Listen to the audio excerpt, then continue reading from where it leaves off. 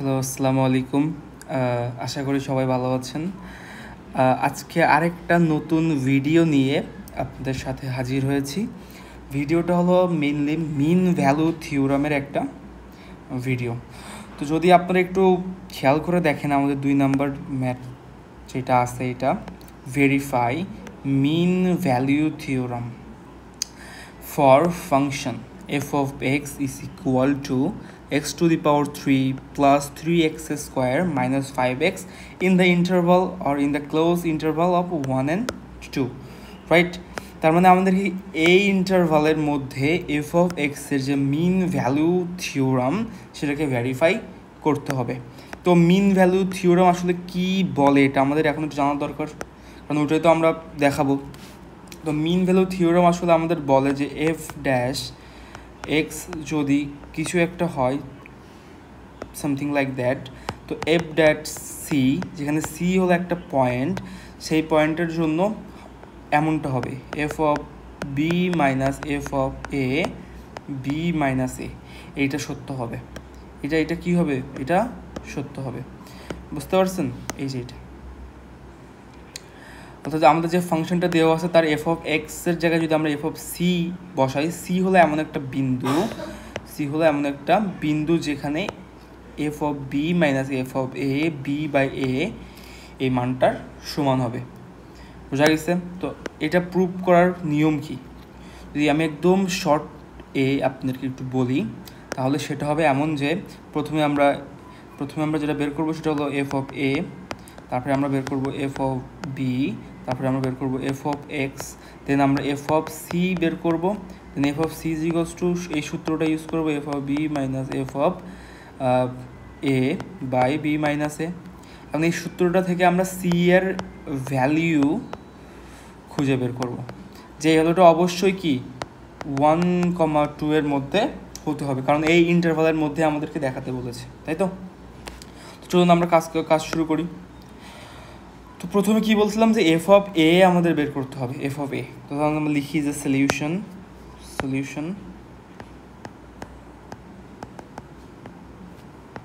F of x, দেখেন কি দেওয়া আছে, এফ অফ এক্স দেওয়া আছে x cube plus 3x square minus 5x। তাহলে এফ অফ এ কত হবে? দেখেন এই যে ইন্টারভাল 1 আর 2, এখানে প্রথমটা হলো এ, পরেরটা হলো কি বি, ঠিক আছে? তো এক্সের জায়গায় সব জায়গায় এ বসান। তো এর মান কি হলো? এর মান কত? 1, রাইট? এর মান কত? 1। এখান থেকে আমরা দেখতে পাচ্ছি এর মান কত?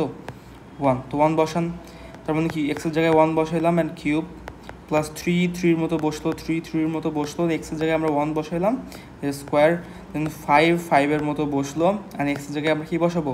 এক্সের জায়গায় বসাবো আমরা 1। তো এখন একটু হিসাব করেন, একের মাথায় কিউব মানে 1, 3 ইন্টু 1 স্কোয়ার মানে 1, আর 5 ইন্টু 1 মানে কি 1। তার মানে দেখেন 3 ইন্টু 1 প্লাস 3 মাইনাস 5, তার মানে কত? 3 আর 1 যোগ করলে 4 মাইনাস 5, এটার মান কত? মাইনাস 1।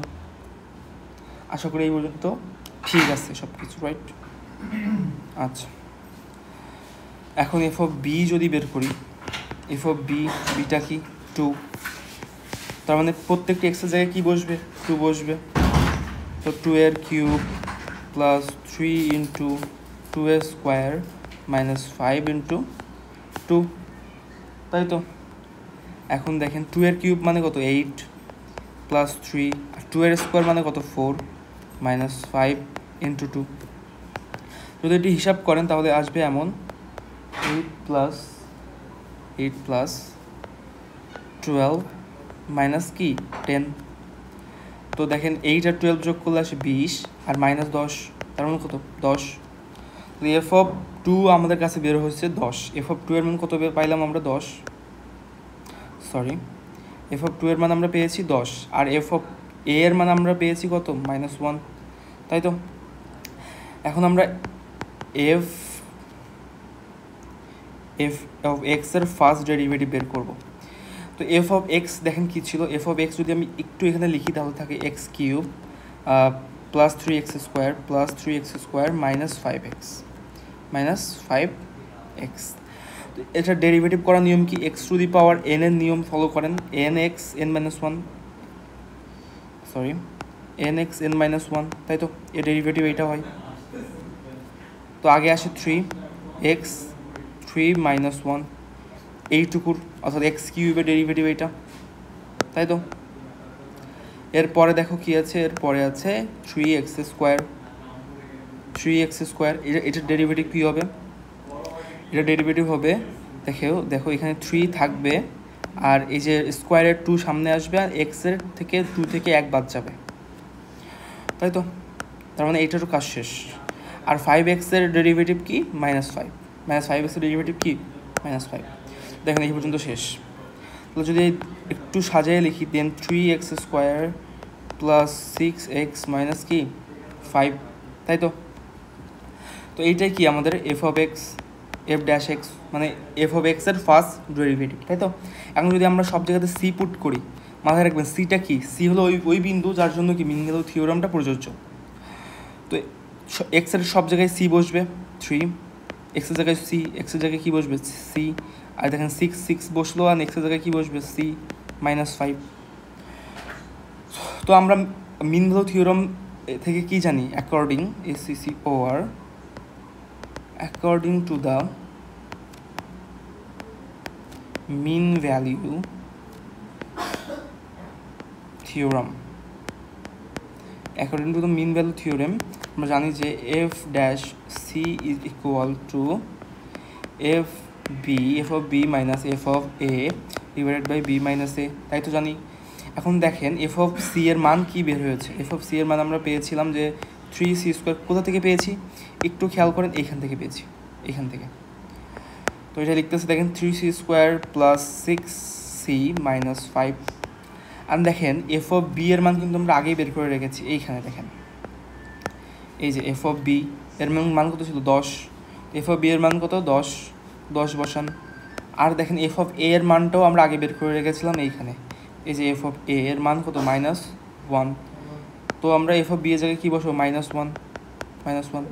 তো বি এর মান কত, ইন্টারভাল থেকে দেখতে হবে, ইন্টারভালে দেখেন এ এর মান ছিল 1 আর বি এর মান ছিল 2, তার মানে এ এর মান কত, এ এর মান হলো 1, বি এর মান হলো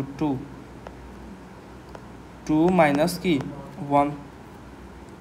এখন যদি এইটা একটু সলভ করি, এই ইকুয়েশন যদি সলভ করি তাহলে আমরা কি সি এর মান পাবো, তাই তো। দেখেন 3c square plus 6c minus 5 is equals two কত 11/1। তার মানে যদি একটু করি তাহলে দেখেন কি আসতেছে 3c square plus 6c minus 11 minus 16 is equals two কত 0, তাই তো। এখন দেখেন c ইজ ইকুয়ালস টু কি -6 plus root over B square মানে কি 6 স্কোয়ার মাইনাস কি 4, এ এর মান কত 3, সি এর মান কত -16।